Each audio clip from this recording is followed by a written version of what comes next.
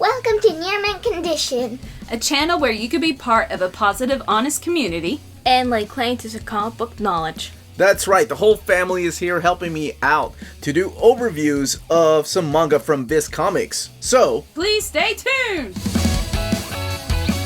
And welcome back, everybody. I am the Uncanny Omar. I'm Miss Lydia. I'm Adjectiveless Alicia. And Astonishing Melanie. Thank you to the folks at Viz for sending us review copies of these mangas. Manga.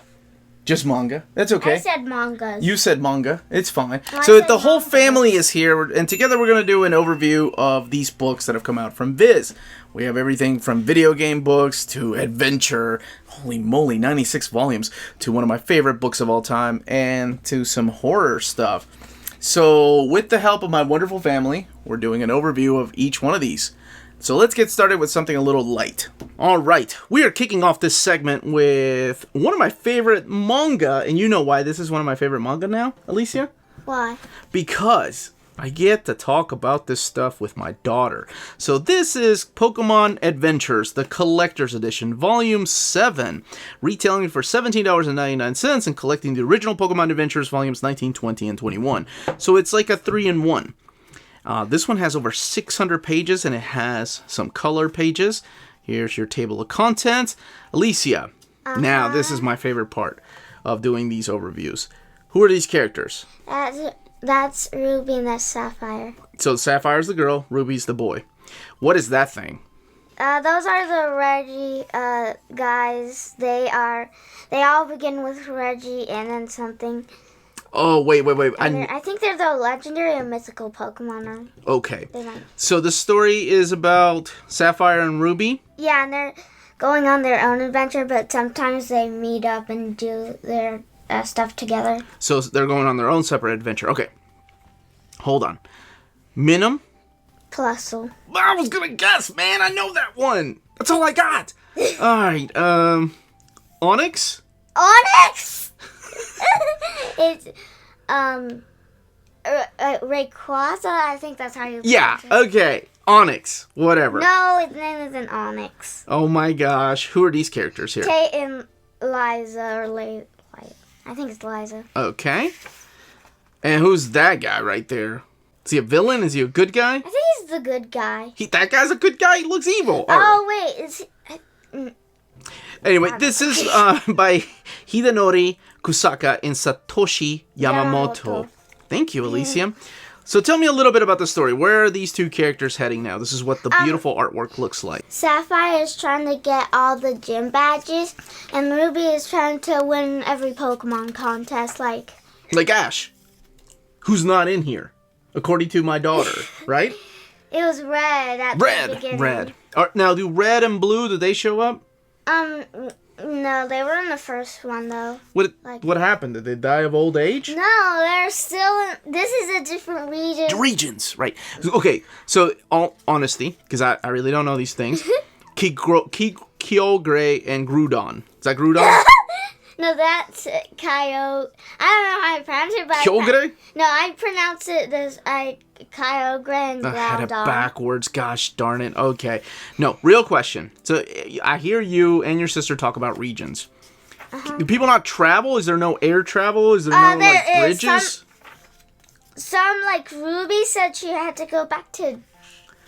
Just flipping some more through here. I think it's Johto or something. The Johto region? Okay. Yes, but... What region is this? This is the... So, okay, don't forget the region. What team are they on? Are they Team Sapphire, Team Ruby? No, they're not on a team.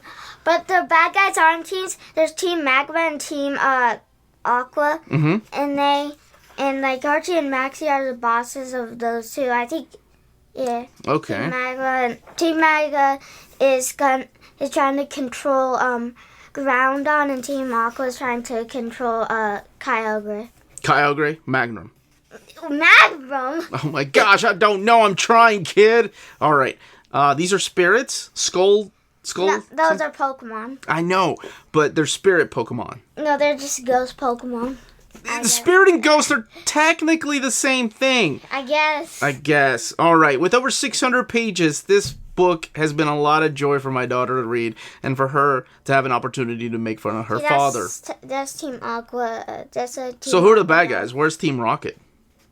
There's no Team Rocket in There's that dude. Yeah, those are the gym leaders. Leaders. I think they were like the leader of the Elite Four. Yeah, the Elite Four. Okay. And he's the leader of the Elite Four. That guy? Mm-hmm. Okay. Told you he looked like a bad guy. He's not a bad guy. I know that dude. All right. Well, Alicia, what's in the back? Are there any short stories, or is it just this main adventure? It's just this main adventure. Okay. So it looks like the story continues in the next volume, Volume 8. I'm not sure how many of these there will be, but this is a continuing story in Japan. I imagine we got quite a number of these. Okay, I can name all these. Okay. Agron, Dawnfan, Wailord, Minim, Sapphire, Relicus, Tropius, and Blaziken. I might have said some of the names like... Where else can you get an overview like that? Near mint condition. High five, kid. Of course, nobody saw that. All right. Thank you. All right. Chainsaw Man Volume 4. Probably one of my favorite reads last year, and this series has been nothing short of amazing. It's so fun.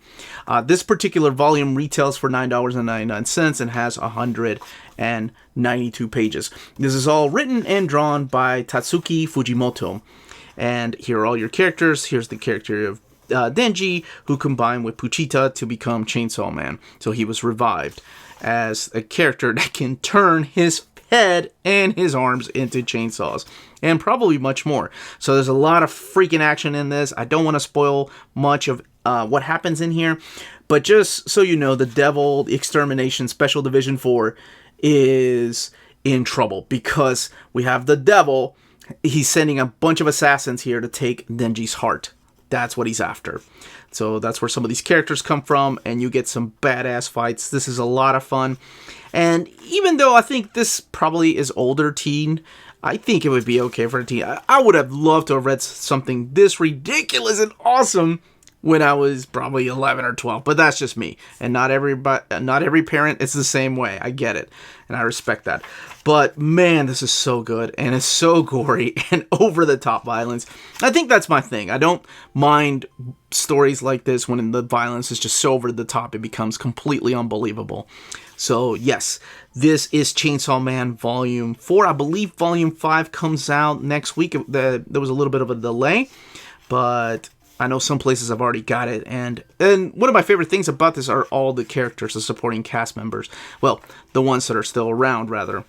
And yeah, this is what the artwork looks like. While it looks kind of plain Jane when characters are just standing around and talking, it becomes completely badass when the characters are fighting.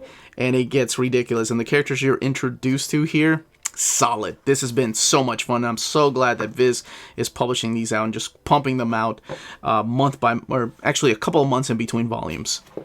Tokyo Fashion, a comic book. Hardcover by Nodoka. And it is the only full color book in this overview video. Here's a look at the inside. The bright contrasting colors on the hardcover. Now, what drew me to this book is this intro where she's like, have you ever, woke up in the morning and you're like, man, it is so difficult to find something fashionable and that even matches and such. That is me, guys. Seriously, I have to ask Omar, do these colors match? I am a jeans and t-shirt girl, as you probably could tell from the videos. However, I learned a lot flipping through this. There's not a narrative. It's divided and organized into sections of tips to make your life easier if you want to look good. Because it does, the fancy does strike me sometimes to want to, be a little bit more fashionable. And she has little comic strips on the side as well. There's advice for women and men. Men part 2 in the back. So I would consider this like a coffee table book. Like, not necessarily to sit down and read the whole way through in one sitting. But it's a really cute reference book to have. And I like the author's attitude. You could tell she's down to earth and genuinely wants to help people with all of the tips and tricks she's learned. All right, Miss Lydia. while I flip through the pages of this book, Undead Unluck, that I've heard a lot about, why don't you tell me what it's about? This is all by Yoshifumi Tozuka. Okay. So what's going on here? In Undead Unluck, about this girl named Fuko Izumo. Basically, like the title says, like her thing is unluck. If you touch her, like her skin, not her clothes, then something like very unlucky will happen. Like it just like depends on how much you touch her. Okay.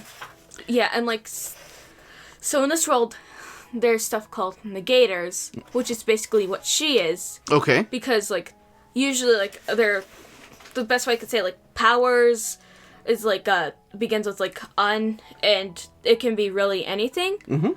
So like in the beginning, she's kind of just really upset because all her life like she's trying to fall in love and stuff, but whenever somebody touches her, they usually end up dying because of the unluck. So like she's literally trying to like kill herself, like whoa, kind of. By the way, this is rated T for teenagers. And it was a book that was recommended to me by my buddy Riley, the omnibus collector. And I asked him, hey, is it cool for my daughter to read it? And he was like, yeah. And we'll talk a little bit about something that I noticed that I didn't know about. But go ahead, sweetie. What else happened? Who's this guy? Who's this guy that's walking around naked or half naked the entire time?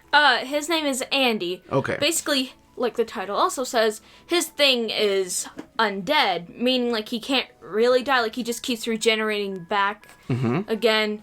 So like you can like one thing that they did in the book is like they put his head into like a capsule thing.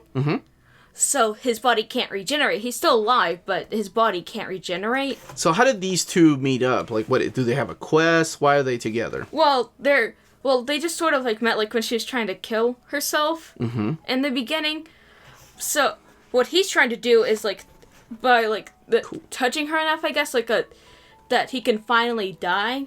Oh, okay. But then they meet the secret organization who's planning to kill like these negators. And after a while fighting, they learn that there's like a council of 10 negators chosen. And it's like they sort of like lead the organization, I guess. Okay. Is the best way I can put it from my memory. And so then their quest is to kill 2 of the negators, so 2 spots can be open for them to join. Okay, so did you like the artwork? Oh yeah, I thought it was pretty cool. Yeah. What about the characters? Did you like the characters of Andy and Fuko? Yeah, I thought Andy was pretty funny and Fuko's cool. And like He's so okay. For anybody, from a perspective of the parent, when I picked this up, my daughter told me exactly. She is going on 12, and she came to me and said, "Poppy, I need you to look at this just to make sure it's okay to read." So the main character, Andy, goes. Well, both of them are technically the main characters. Oh, I'm so sorry. You're right. One of the main characters, Andy, this guy right here that cannot die, goes around naked for about a fourth of the volume. Well, no, actually, like 3/4 of the time, it's just him being naked. But, however, it's covered up, I think, what I like to say is a very witty way of covering it up, whether it's an item wherever the location they're at, or whether it's part of the panel, or they just block it out. So, for example, he's not even really wearing pants here. I think they just drew it on for the cover. So I thought that was pretty interesting. Now, the book is $9.99, or that's the retail price, and has how many pages, Lydia? 192. 192. Now, would you continue? Do you recommend this? Would you continue reading it? Yeah, like for people who like action stories, funny things, like I would recommend it to them. Like your father who likes action and funny. Okay, I kind of dig it. I probably should have read it before you. I'm that type of parent, but I love the action sequences in this. This is cool. All right, let's keep going. The Legend of Zelda Twilight Princess Volume 8 by Akira Himekawa, who is not really a mangaka or a person, but it's 2 ladies that have been writing and drawing under that name for years, decades, and giving us the Legend of Zelda manga. So this one's unprecedented, though, because while in the past they had done manga based on the Ocarina of Time or just any of the video games like Majora's Mask, they've only done one tankobon, usually, worth of stories. For Twilight Princess, they have expanded, like, so much. We're on volume 8. So I hope one day we'll get these in hardcover format or in another treasure chest box set. But the artwork and the story is so fun. Now, one thing I was asked recently when I was doing the unboxing of the Legend of Zelda box set is does this ruin anything if you haven't played the video game? Well, yes, of course, because it takes inspiration and it takes direct storylines from the video game. So while it adds a ton, it's still the basis of the original story is the video game. So you have Link here, you have characters like the Skeletal Warrior, you have some supporting cast characters here, and it's an awesome, fun story, and it's a quick read too. This is surprised me a little bit because I'm not used to seeing decapitation in The Legend of Zelda, even though it's monsters. So it kind of surprised me a little bit that they did some of that in here, but it's fine. I think this is really geared towards anybody. So yes, right now, Link has been training with the Skeleton Warrior to learn about his true potential. And we learned the secret of Midna, I think in the last volume. Now in this, Link is reunited with Elenia, and we get to meet some Okna for the first time, or Okna, which are those creepy bird creatures that in the video game always freak me out. Let me just show you a little bit of the artwork. These things, these creepy bird creatures, always freak me out in the freaking game. But anyway, you do get to see them throughout this particular volume. So this, again, was a lot of fun. I don't know when a volume 9 will be out, but it should be out sometime, probably towards the end of this year. Now, this book retails for $9.99 and has 200 pages, and all of these read right to left in the traditional Japanese style. Yes, volume 2 of Asadora. Asadora! I mean, with the exclamation mark, by Naoki Urasawa. Oh, the story. I'm getting even more drawn into it. Look at these gorgeous colors. Okay, so spoiler free, we see some, at the beginning, some hints as to what could the giant creature in volume 1 be. We get a conclusion to the rescue effort from the first volume. And of course, the rescue mission couldn't be completed without Asadora being her headstrong self and have her kept her wits about her and able to stay calm in the face of danger. Ah, look at that spread. Look at her butt. We still have Shota training for the Olympics. However, something changes his mind. And with the rescue missions completed, Asa is immediately striking out on another mission to fulfill her passion for flying. Now, in the beginning of the first volume, we see that it's set in modern times. So we know she's going to have to grow up. Ta-da! There you go. 1964. I was like, oh, I liked reading about her as a kid, so I was a little bit, not disappointed, just like, oh, I wanted more of the story of her being a kid. But I know there's going to be great things to come. And as before, we have the sound effects glossary in the back. Just, guys, do yourself a favor. If you haven't already, pick this up. It's awesome. All right. One Piece number 90, volume 96. This is crazy. I remember being so excited when Shonen Jump was announced in America. It was coming out as an anthology series every month, and it was selling so well that they were thinking about doing it weekly.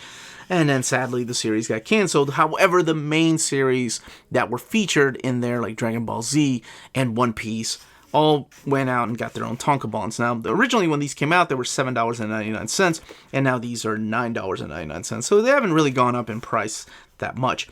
One thing, though, that I love about this series is how crazy the world building has been for this magnificent series by Oda. And he's not stopping. I think this might be the last arc. So what we're looking at and what they do with all of these is they give you what arc you're on. And this is the Wano arc. And Wano is like a feudal Japan. I love it. Now, For 90 plus volumes of One Piece, you have seen the character of Luffy featured in just, at least one chapter of the book. So it's crazy to read something like this, because all of this takes place 41 years before the events of the One Piece, or the events of the Straw Hats and gang, what they're doing. What you're looking at is mainly the past, and characters that you may be familiar with showing up in here. Let me just show you just one page, so I don't want to spoil too much, but it's about the character of Odin and the land of Wano. And all of this, like I said, decades before. Yeah, this awesome picture right here. So you have all these familiar faces. You also have, there's opposing sides to this. You know that Gold Roger has a nemesis out there, Edward. This guy right here, Edward, who will become Whitebeard. But these faces right here should look familiar to some of you all. And it's really cool to see it in the past. Now, this is, of course, after the Straw Hats are all reunited and they're together again. But we're not focusing on the land of Wano. This is after Luffy gets his butt handed to him. But this is in the past. This is how the land is formed. This is how things happen in the tragedy of what ended up happening to Odin. So there's a lot of characters that you'll recognize, but they're a lot younger. And then you question which side they were on originally. I like that. This volume in particular has 200 pages and retails again for $9.99. The cover, there is something I wanted to show. It's this right here. I believe this is drawn by Izaku Kubuzunochi, and that's the artist that draws the Straw Hats back there. Pretty interesting take on the characters, but this is what the artwork looks like. I love the fact that Wano is like feudal Japan, and even the characters that are there look like your typical Japanese art from that time. And just his art, and I know he has a lot of assistants, but it just never stops. It's crazy how much amount of detail he puts into his artwork. So let me know if you're picking this up in this format or in the box sets. I'm thinking about double dipping and getting the box sets just because they're gorgeous.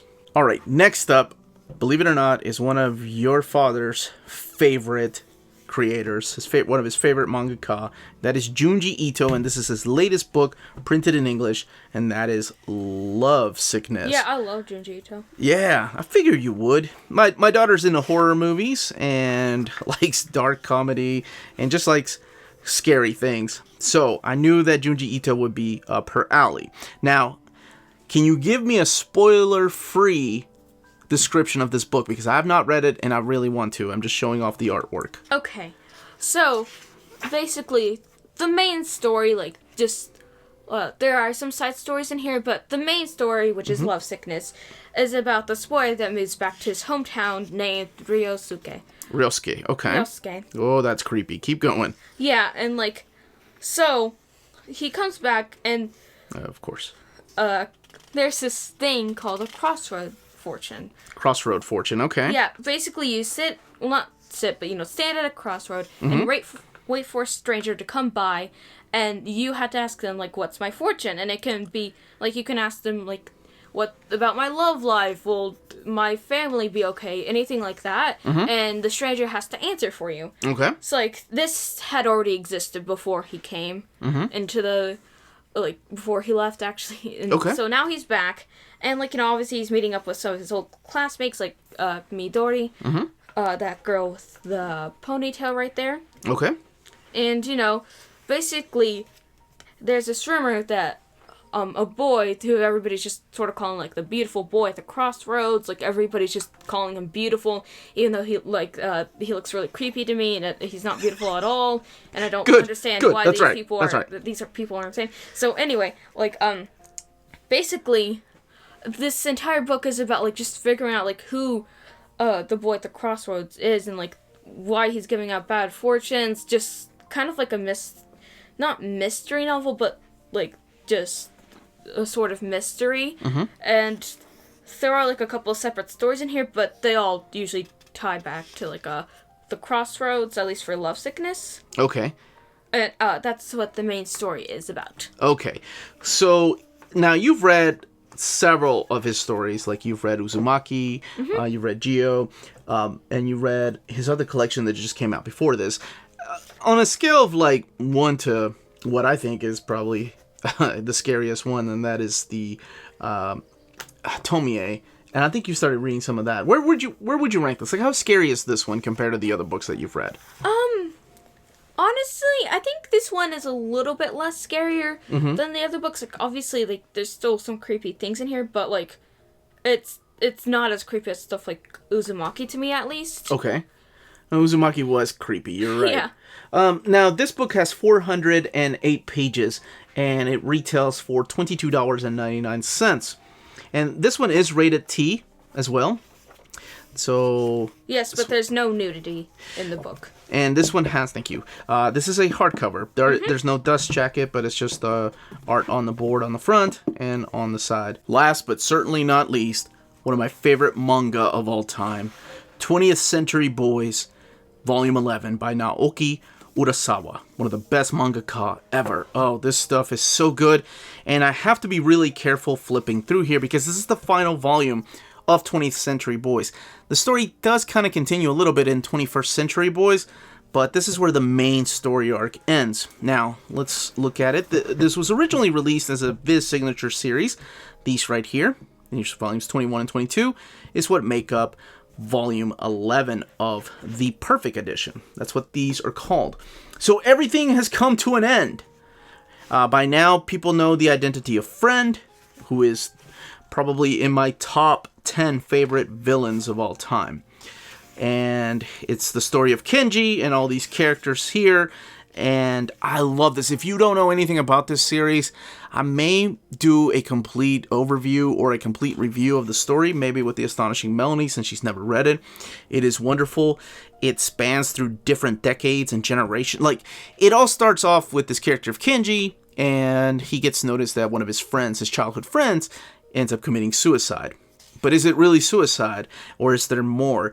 And it all leads into a conspiracy theory and this antagonist known as Friend, who wears a mask. Nobody knows what he looks like. But the cool thing, and the very cool twist, is that Friend and his organization, his cult, are doing things like planning world domination and destroying things. And whatever they're doing feels like a game that Kenji and his friends played when they were little.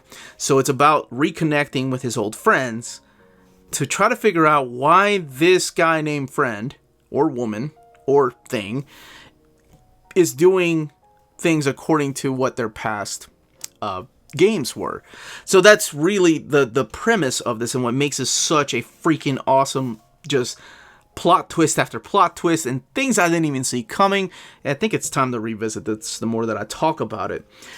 These are beautiful presentations here of the Perfect Editions. The only thing that's missing is, of course, it's not in hardcover. It is a softcover, and they have the French flaps here.